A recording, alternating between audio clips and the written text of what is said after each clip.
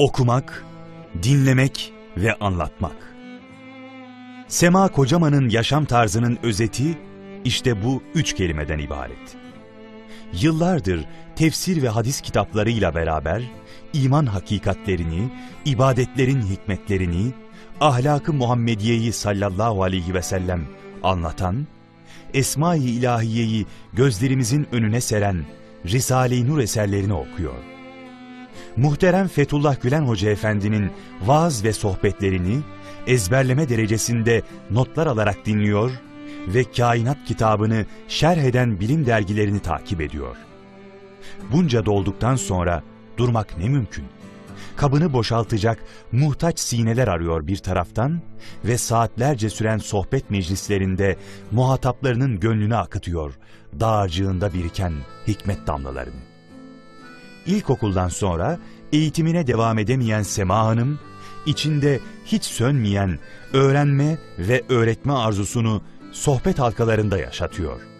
Isparta'da 1954 yılında doğmuşum. Müsbet dindar bir aileden.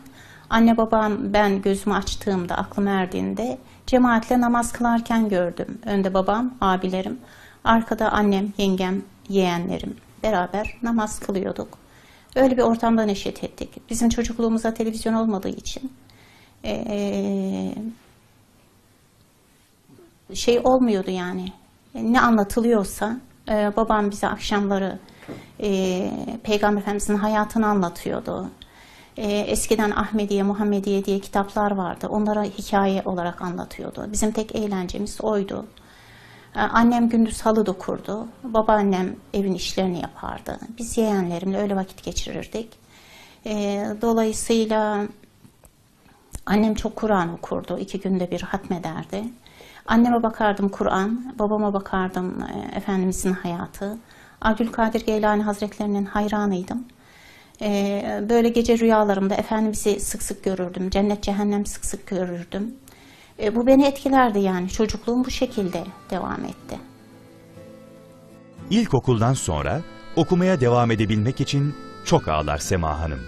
Ancak ailesini ikna edemez. Evde halı dokumaya başlar. Bir taraftan da Kur'an kursuna gider, bir terzi yanında dikiş öğrenir. Küçük yaşta evlenmek için talipleri çıkar. Ailesi aralarından en dindar gördükleri din kültürü öğretmeni Şerafettin Kocaman'ı damat olarak kabul eder. Eşim bana ilk şartı eşarpı bu şekilde örtmem kaydıyla. Yani ilk nikah kıymadan önce fotoğrafım bu şekilde çekildi. Çok zorlanmıştım. Yani Isparta usulü kapalı ama saçlar ya önden çıkar ya yandan çıkar.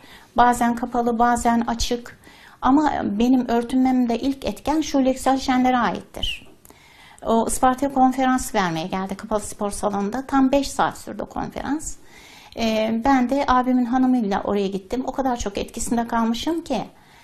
Eve geldikten sonra onun her söylediği işte milletimin imanını selametle görürsem cehennemin alevleri arasında yanmaya razıyım. Gençliğin imanı yanıyor. Bu şekilde bir konferans vermişti. Özet olarak aklımda kalan bu benim yani. Fakat o örtü beni çok cezbetti. Şule Yüksel Hanım'ın örtüsü. Bir de çocukluğumda bu dikişe giderken benim dikiş hocam bana namazlarımı kıldırtmadı. Cennet cehennem masal. Hep bu eskilerin uydurması. Kılıyorsun ne geçiyor eline diye. Ben her gün defterime bir çizik atıyordum. Kimseye de sormak aklıma gelmiyordu. 2 namazlarım geçiyordu. Ne zaman ki dışarıya dikişe başladım ben, her gün 2 namazın arkasından o 2 namazlarımı teker teker ödemeye başladım. Zaten eşime Şerafettin Bey'e de anlatırlarken bunu nazara almış. Demiş şimdiye kadar ilkokul 3'ten beri namazını hiç terk etmemiş. Kazasını yapmış, namazına düşkün, örtüsüne düşkün. Herhalde problem çıkarmaz. Elhamdülillah hiçbir problem olmadı. Örtünme. Zaten ilkokulda namaza başlamıştım. Zaten peygamber sevgisiyle Abdülkadir Geylani Hazretlerinin sevgisiyle yetişmiştim. Herhalde o bir altyapı oluşturmuş. Bir de çocukluğumda şeyi çok dinlerdik biz. Tahir Büyükörükçü Hoca'nın vaaz kaseti. Birkaç tane de nereden geldiyse oku mecmuası Necip Fazıl'ın. Belki 100 defa okumuşumdur, sayısını bilmiyorum. Başta Isparta İmam Hatip'te öğretmendi. Bursa'da bir 15 gün müftü yardımcılığı yapmış. Eşim, kayınvalidem istemeye gelirken öyle diye gelmişti. Fakat babamın şartı gurbete kız vermem deyince Isparta İmam Hatip'e tayini bir şekilde aldırttılar. Orada 1 yıl kaldık ama ertesi yılın Şubat ayında tabiri caizse biz sürgün gittik. 4 arkadaş. Birimiz Zonguldak, birimiz Kars, birimiz Konya, biz de Adana Ceyhan'a. Kışın ortasında Şubat'ta Isparta'da 40 santim kar vardı gittiğimizde. İlk bebeğim 4 aylıktı. Ağlaya ağlaya gittim ama gittiğime çok memnunum. Ceyhan'da çok sıcak karşılandık. Ceyhanlı insanlar alışık değil galiba dindar görmeye. Biz oraya gidince hoca gelecek, gelini gelecek diye o insanlar kahvaltıyı hazırlamışlar. Bir anda böyle çocuğu elimden aldılar gittiler. Çocuk nereye gitti? Ben şaşırttım. Kahvaltılar hazır. Öyle bir sahiplendiler ki bir hafta evimizde devamlı böyle siniyle yiyecek taşıdılar mesela. Ben o insanların o vefasını hiçbir zaman unutamam. O evde çok kalmadık. Sonra ev değiştirdik. Değiştirdikten sonra Hoca Efendi'nin kasetlerini dinliyordu eşim. Ben de onunla kulak misafiri oluyordum zaman zaman. Fakat başlarda herhalde 68-69 kaseti gibi bir şey.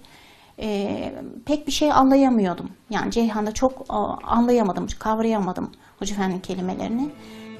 3,5 yıl kaldıkları Ceyhan'dan İzmir'e tayinleri çıkar. Bornova'da yerleştikleri ev, Fethullah Gülen Hoca Efendi'nin vaaz verdiği caminin tam karşısındadır. Cuma günleri cemaat öyle kalabalıktır ki, yakın evlerden bazılarına kablo çekilerek hoparlör bağlanır ve özellikle camide yer bulamayan hanımlar bu evlerde vaaz dinleme imkanı bulur. Sema Hanım'ın evi de bunlardan biridir. Hoca Efendi'yi dinledikçe sevmiş, yaşam ve giyim tarzını daha müspet şekilde değiştirmiştir Sema Hanım. Yeni taşındığı muhitte, içine düştüğü ruhsal boşlukta iman dersleri ve sohbet ortamları sayesinde yerini öğrenme gayretine bırakır. İlk gittiği sohbetten sonra evinde olduğu halde okumadığı Risale-i Nur eserlerini artık elinden düşürmez. İmamın hanımı ismi şu anda hatırımda değil. Sohbete gittik. Eşim gidebilirsin git dedi İslam alim diye ondan izin çıktıktan sonra gittik oraya. Baktım ev sahibi bayan biraz rahatsız kendisi hamile son demleri. İzmir'in sıcağı da malum. Okumakta zorlanıyor. Dedim izin verirseniz ben okuyayım ama açıklamasını siz yapın. Olabilir dedi kadın. Ben zaten okumayı çok seviyorum. O zamana kadar eşimin yazılı kağıtlarından kendi bilgimin sağlamasını yapıyordum. Kime 5 vermiş, kime 8 vermiş, kime 10 vermiş. Artık öyle bir ara geldi ki eşim bana sormaya başladı. Bu kaçlık not, bu kaçlık not. Hani benim ne kadar herhalde öğrendiğimi, İslam hakkında bir şeyler öğrendiğimi ölçüyordu. Diyeceğim yani orada da okuyorum, ben bir şey anlamıyorum ama anlatan bayan anlattıkça, Risale-i Nur'un ben künhüne vakıf oldukça ben kendimi kaybetmişim. Kadın okumayı kesmemek için devamlı anlatıyor. Ben devamlı okuyorum. En sonunda orada benimle beraber gelen komşulardan karşı komşumun Kesebir'in hanımı vardı. Sema Hanım dedi, eşlerimiz bize eve almayacak yavrum dedi. Kitabı bırak istersen. Ben bir anda böyle çırpındım, kendime geldim. Biz Bornova'dayız ve evimin arkasında bir evdeyiz. Ben mekanı, zamanı unutmuşum. Keşke kadın beni hiç uyandırmasaydı. Ben artık günlerce mi okurdum bilmiyorum yani. İlk Risale'yi orada tanıdım.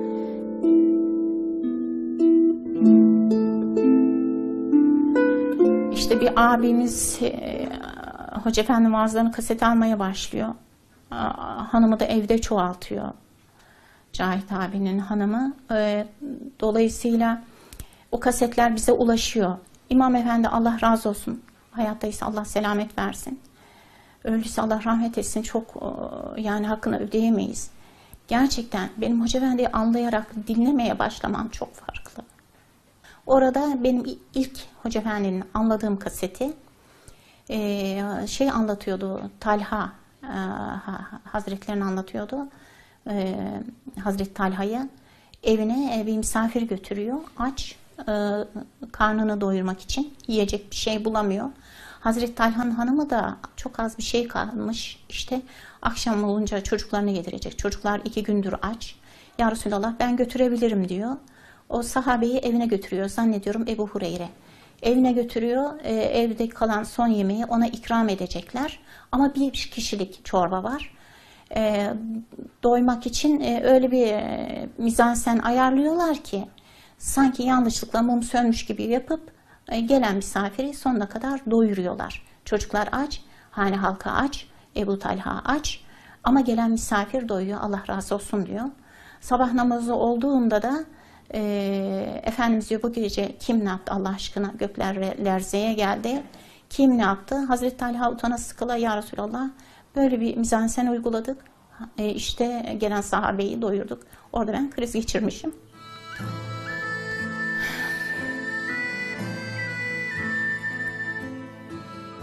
Fethullah Gülen Hoca Efendi'nin bilimsel bir dergi çıkarılması yönündeki tavsiyesi üzerine çalışmaya başlayan ekibin içinde Şerafettin Bey de vardır.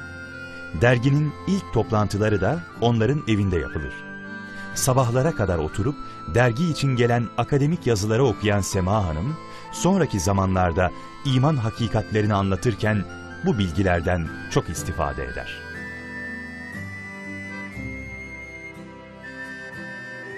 Evet, işte Hatay'a taşındıktan sonra büyüğümüz demiş 3 bacımız bir araya gelse cemaat olur, okusunlar. Velev ki Cevşen veya işte Hayatü Sahabe, sahabe hayatı okusunlar, bir araya gelsinler demiş. Onun tavsiyesi üzerine biz 3-4 kişi diye başladık. İlk hafta başladığımızda 4-5 kişiydi. İkinci hafta 15 oldu. Üçüncü hafta 30 oldu. Dördüncü hafta 60 kişi. Evlere sığamaz olduk. Bu böyle devam etti. Orada okumayı seven arkadaşlarımız vardı. Hiç hoca kisvesiyle çıkılmadı ortaya yani. Biz biliyoruz hocayız gibi yapan arkadaşlar da öyle bir şey olmadı yani. Bilen bildiğini anlattı. Orada Arapça bilen bir ablamız da vardı. Biz zaten sürekli Hoca Efendi'yi dinlediğimiz için orada okunacak, anlatılacak o kadar çok şey vardı ki öyle bir paylaşım oluyordu. Mesela sabah 10'da toplanıyorduk. 2 saat. Uzun bir süre her gün belli periyodik olarak şeyler. Cüz paylaştık, hatim duası. Öğle namazından sonra da Seyyid Kutbu'nun tefsiri, bir tane Hoca Efendi'nin kaseti, Risale. Hoca Efendi şiirinden mutlaka ben illaki süslerdim. Okurdum yani. Şiir çok sonra çıktı gerçi ama şiiri veya başyazısını özetlerdim. Bu şekilde devam etti. Seyyid Kutup ağırlıklı gidiyordu. Sonra bir ara gençlerin bir talepleri oldu, genç arkadaşların. Çok karışığız. Azalalım, 60 kişi çok fazla, 10'ar kişi olsun deyince bölünmeler oldu. Arkadaşlarla sen dediler Hatay Caddesi'nin altındakileri yap. Arkadaşımız ben dedi Hatay'ın üstündekileri yapayım. O sürekli gelenleri de bir ablamız yaptı karışık olarak. Ben Hatay'ın altında başladım. Bir gün böyle bir talep geldi. Gençler senden Risale istiyor deyince ben bayağı bir tedirgin oldum. Telaşlandım. Dedim bakın ben okuduğum yeri çok okudum ama hiç okumadım. Külliyatta yerler de var. Beraber çalışacağız. Nasıl bir aşk, nasıl bir heyecansa ben öyle hatırlıyorum ki eşim evden gittikten sonra sabah kahvaltısından sonra oturuyorduk. Risaleleri kızım meallerini buluyordu. Ben lügattan karşılığını buluyordum. Şimdiki gibi açıklamalısı yok. Garanti yani en az 3,5-4 saat, 5 saate kadar bile uzanabiliyordu bir şeyi. 4 sene bu şekilde çalışarak gittiğimiz yerde de 3 saat kesintisiz Risale'nin içinden çıkamıyoruz. Herkes kendinden geçiyor. Herkes çok güzel hazırlanmış gelmiş. Öyle bir paylaşım oluyor ki ayrıldıktan sonra da o aşk ve heyecan bitmiyor. Mesela ev sahibi evine alan veya oraya katılan, ilk defa Risale'yi duyan. Çünkü bizim Risale'miz çok böyle renkli oluyordu. Hoca Efendi'den alıntı, tefsirde nasıl geçmiş. Yani o böyle açılıyor, gidiyor, çoğalıyor, yararlanıyorduk. 4 sene sürdü. 4 senede mektubat, sözler, lemaları bitirdik bu şekilde. 25. sözü neredeyse bir sene yaptık diyebilirim yani. Bayağı bir sürdü o. En uzun bahis 10. sözle 25. söz. Hatıramda kalmış, hafızamda kalmış. İzmir'de bir taraftan farklı gruplarla sohbet ortamlarında bir araya gelen Sema Hanım, bir taraftan da 5 kız evladını büyütür. Şerafettin Bey'in vazifesinin değişmesi üzerine 1999'da ailece İstanbul'a taşınırlar. Bana bir sohbet grubu ayarladılar. İdealtepe'de 2 grup. Oraya gittim Küçükyalı'da olduğum sürece. Hatta cumaları da kendi apartmanımız ve yan apartmandakilerle beraber bu şekilde değerlendiriyorduk. Sohbetlerde ya kaset dinliyorduk, ya Hoca Efendi kitaplarından ben anlatıyordum, özet anlatıyordum, okuyordum, özetliyordum. Veya Risale'yi dergiden açılımı varsa, mesela Hüve Nüktesi, eşime sordum. Bana çok yardımcı oluyordu Şerafettin Bey kendisi. Bu konu şurada, bu konu burada falan diye. Onu araştırıp evde bir özetini çıkartıp gittiğim yerde anlatıyordum. Çok hoşlarına gidiyordu. Hatta bir arkadaş demişti, hiç Risale'yi bu şekilde yani kavrayamamıştım şimdiye kadar. Şimdi anladım yani ne demek istediğini. Çünkü ben anlamazsam karşımdaki anlayamaz. Ben kendim anlayabiliyorsam, anlayabildiğim şekilde anlatınca insanlar da tatmin oluyorlardı. Orada bu şekilde devam ettik. Sonra da Ümraniye'ye, Libadiye tarafına taşındık. Orada da yine kendi sohbet grubum vardı. Yani tevafuken sohbet yapılan bir sitenin yanında oturduk. Oraya da 4 yıl sohbete gittim. Sonra da Atakent'e taşındık buraya. Maalesef buraya taşındıktan sonra da eşimin rahatsızlığı meydana çıktı.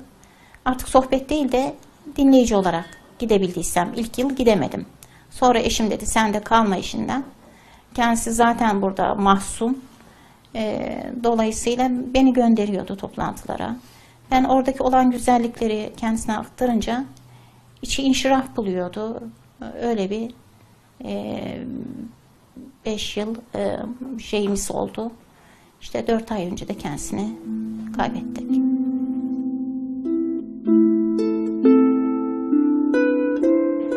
Risaleleri anlamak emek gerektiriyor her şeyden önce. Değişik böyle makaleler okumak lazım. Kainat kitabını anlatan değişik yazılar var.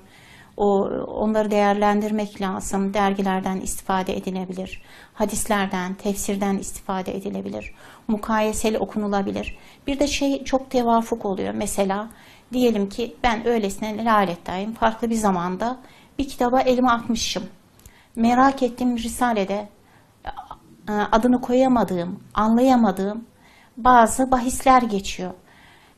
Diyelim ki aradan 3-5 saat sonra veya bir gün sonra herhangi bir kitabı aldığım zaman onun açılımı olduğunu görüyorum. Ben bunu çok yaşadım ve hala da yaşıyorum yani. Sıkıntı çekerseniz bir şeyin özeti karşınıza aldığınız herhangi bir kitapta çıkabiliyor. Anlamak için devamlılık gerekiyor. Samimi olmak gerekiyor, ısrarcı olmak gerekiyor. İradenin hakkını vermek gerekiyor.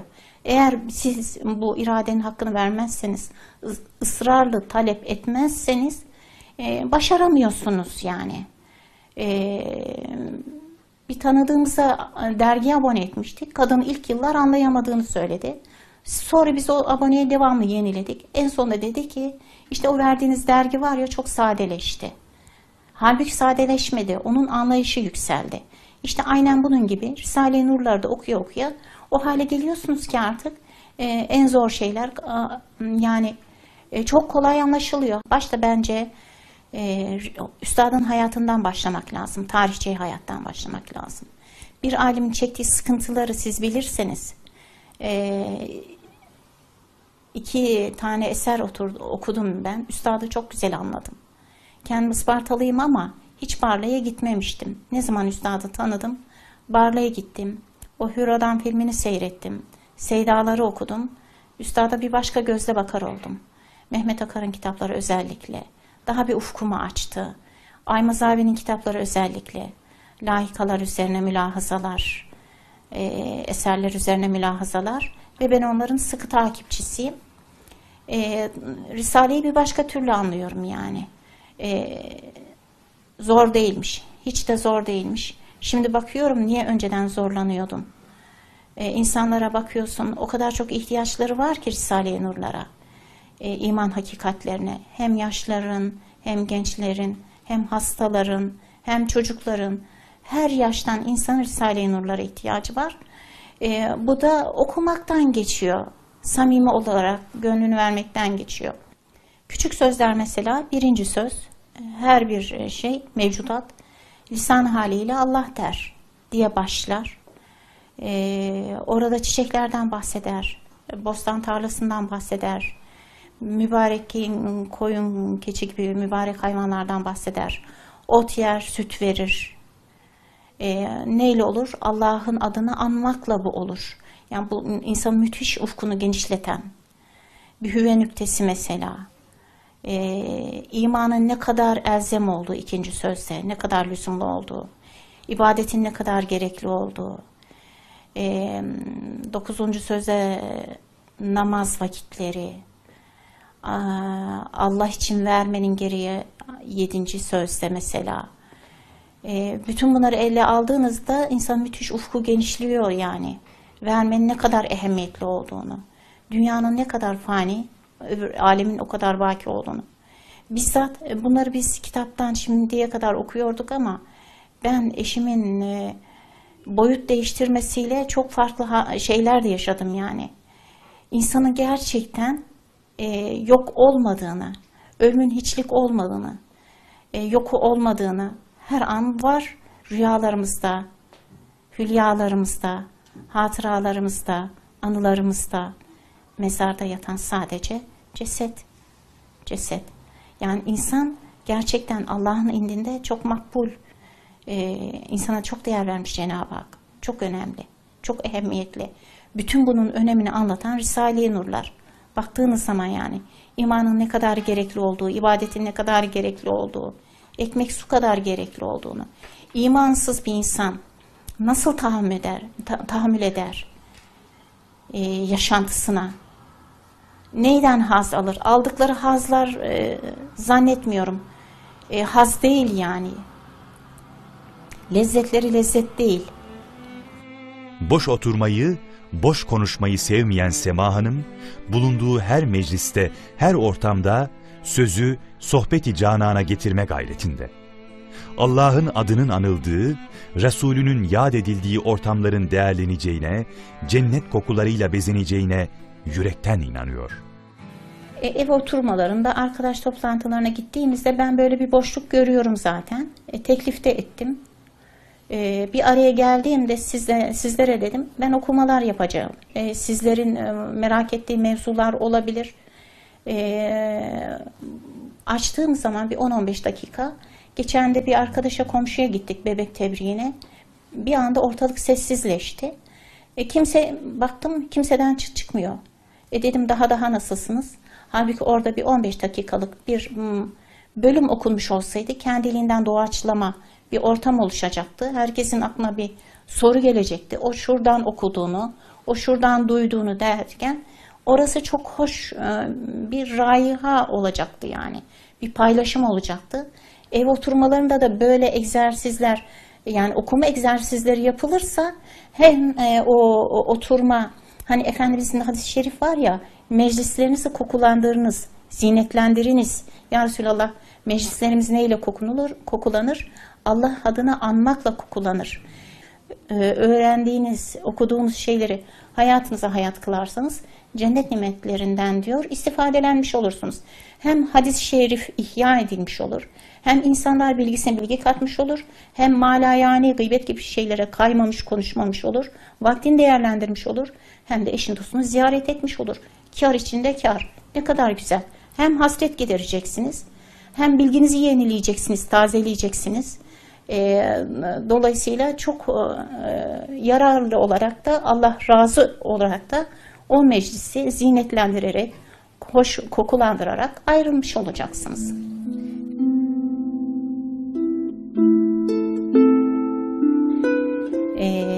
Şimdi düşünüyorum da 40 yıl öncesine gidiyorum.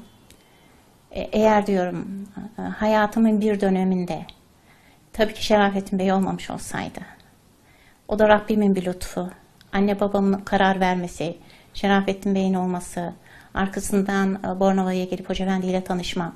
Hiç bunlar tesadüf değil. Hiçbir tesadüf değil. Olamaz da zaten. Ben şöyle diyorum hep arkadaşlara. Önümüzde Kur'an, hadis, daha ne olsun ki?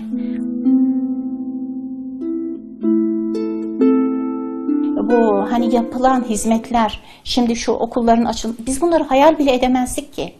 Orta Asya'ya açılındı, Azerbaycan'da okulumuz oldu, şurada oldu, burada oldu. Artık böyle eşimle böyle oturduk, ağlıyorduk biz, sevincimizden ağlıyorduk. Ay şurada da okulumuz olmuş, burada da okulumuz olmuş.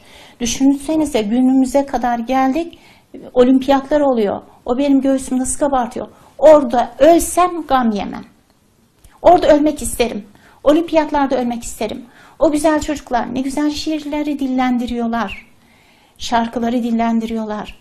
O Türk sanat musikisini dillendiriyorlar. Anca bu kadar olur. Yani belli ki bu işin arkasında Allah var. Küçücük bir organizasyon yapıyorsunuz. Bir sürü karışıklık oluyor. Ama o koca koca organizasyonlar bu kadar mükemmel olsun mümkün değil. Onun için ben diyorum ki yani Hoca Efendi çok büyük bir şans. Keşke herkes onu tanısa.